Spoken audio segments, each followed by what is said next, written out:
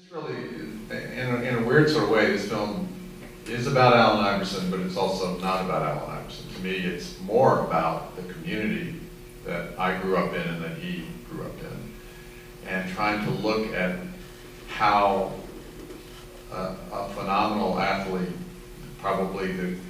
there's been a lot of great athletes that have come out of that area, but he may be the greatest.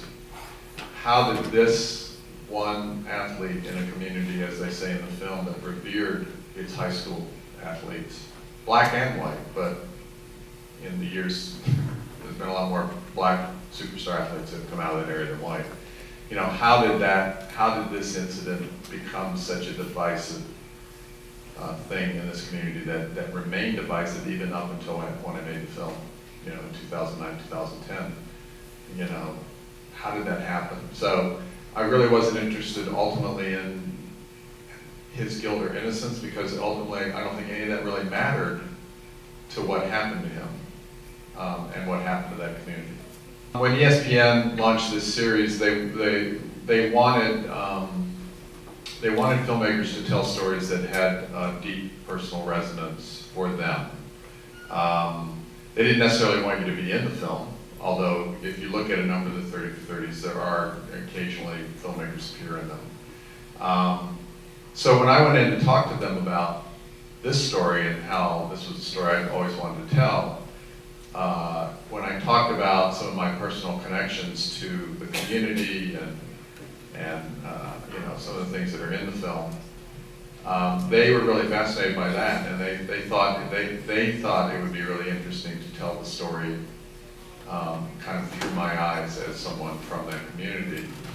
I didn't necessarily set out to actually be physically in the film. I figured I would narrate it in some fashion, and some of that personal aspect might come out of it. But then once we started filming, it felt kind of organic to be in it in places like when I approached the ex-chief of police, who was a friend of my family, to try and get him to talk about what happened, and he doesn't want to talk about it. The only reason he was willing to sit down and talk about it at all was because of his connection with my family.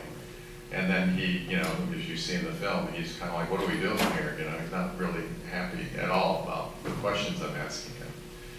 And then when I sat down to talk to my mom about her history with the formerly all-black high school that then became integrated when integration happened, and that story, I don't know, it increasingly felt like some amount of my presence in the film to kind of own it was the right thing to do. I think it really becomes clear to me in the moment you described. There's two moments of interaction with Keith Walker, the cameraman. There's the one you described, and there's the other one when I'm telling the story about the employee who uses the N-word. And then Keith, he asked me, well, did you ever correct him? Did you ever say, and you know, and it's like, no, I didn't. And that's a pretty common thing among white people, even when they don't agree with or don't use that word. They often don't correct people or confront other white people who do. And so I felt like, as we were making the film, these were important moments that, given that this film is very much about race, it's all about race, I think, that I felt like those kind of moments were important to include in the film. And then there's a third moment that really stands out for me, which is when Joyce Hobson, who was the teacher at Hampton High School, who really was the leader of the movement among people who were supportive of Allen and the other guys that were involved in the black kids that were involved in the brawl. You know, I tried to interview her repeatedly, and she kept turning me down. And she finally obviously agreed to be interviewed, but I felt it was really important to put in there why she had resisted. One of the things that's not in the film that she said, which was really insightful for me, was, you know, when I went back to make this film, one of the ways I was able to get people to participate, and even if they were somewhat reluctant, was I you know, like any documentary filmmaker will do, is you use everything in your arsenal to convince people, right? A big part of this job is convincing people to participate. So I, of course, was like, hey, I grew up in Hampton, you know.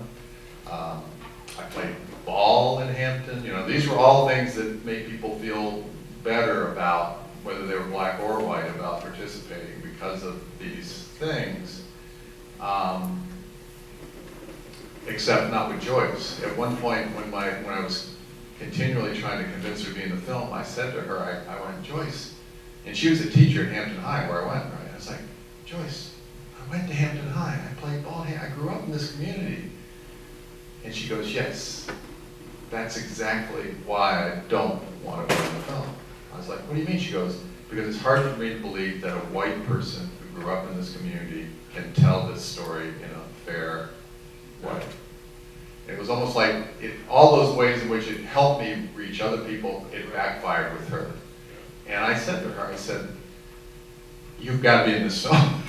You've got to talk about it. You can say that. You can talk about these things. I want everything that you have to say about this in the film. And so she, you know, obviously agreed to, but that's why I felt it was very important to begin that interview with her with talking about that very issue.